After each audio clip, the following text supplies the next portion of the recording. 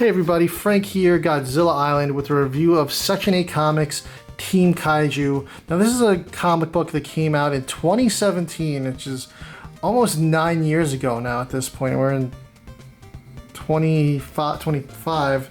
But anyway, yeah, crazy. It came with the Kaiju Box, which was like a loot crate type of thing at the time. About 2 of them were successfully funded through Indiegogo, I believe, or maybe Kickstarter it was. I don't remember. It was a crowd-funded thing. They were attempting to do a third poster one, but it didn't have as successful backing as the previous ones did. The guy running it had some trouble getting the boxes out in a timely manner, and I think he lost backers that way. But the comic was just something that was added into the box. He had nothing to do with it.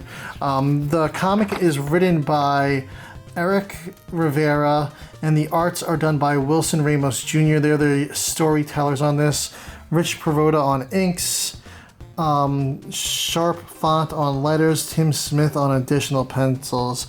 This is a really cool, like, retro-y feel type of comic. It starts off, there's a couple people in the park, and nefarious doctor in the dark lets out some kaiju. He opens up a portal in the park and it causes like a stampede. They're like almost rhinoceros-like kaiju. I'll show you guys here. And they're kind of storming the park and everyone's running away. And Amy and Tom here, 2 people in the park, decide they're going to be the heroes of the day. They do a big epic jump over the monsters and they try to save a bus of children, and they manage to get all the kids to safety. But then one of the monsters hits their bike, it explodes, and they end up in an accident. They later get taken to a hospital, not even a hospital, a special lab, and this doctor performs these special operations to save their lives, and it ends up they become robots. And as you see here, that's kind of what they look like. So I'm assuming this whole crew is going to be a crew of giant robots. Amy's really upset about it. Tom's kind of cool with it. He's like, this is the only way we get to live. And there's some like dark things going on in the background. These 2 seem like they were promised them abilities. Amy here, she's got super strength.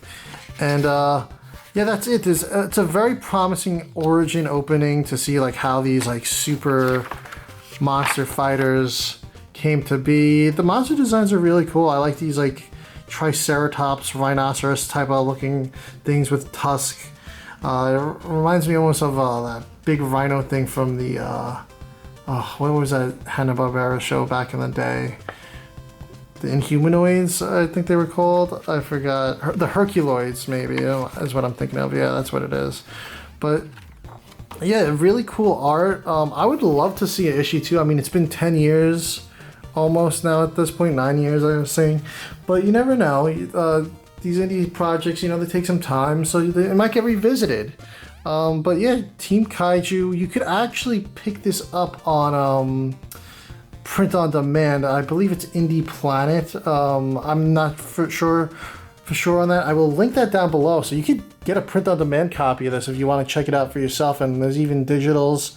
And like I said, you never know when they might decide to make a second one. So Section 8 Comics, check there too, and you'll find some more on Team Kaiju.